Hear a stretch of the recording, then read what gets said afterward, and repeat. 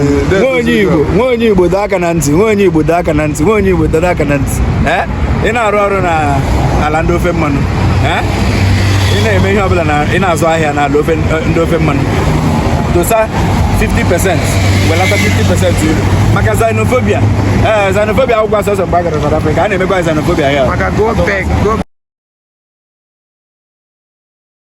Serious Dubai farm. What's our Bali Estates and Properties Limited in there? Serious Dubai farm.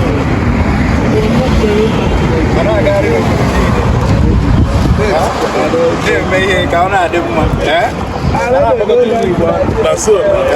Soon we will happen with I have never even have it done.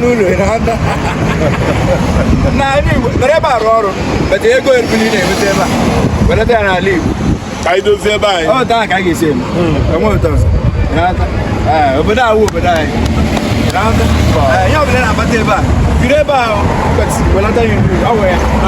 You can keep 40% here. How many percent is it? Ọrụ na ị ga-ekwe ndị 5% somewhere 50-50. Maka Xenophobia.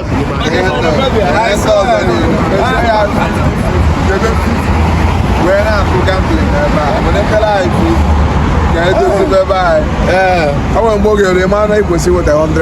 I get a go to 50. My living state, Onye Igbo doo aka na ntị, Onye Igbo doo aka na ntị, Onye Igbo doo aka na ntị. Ị na-arụ ọrụ na ala ndị ofe mmanụ.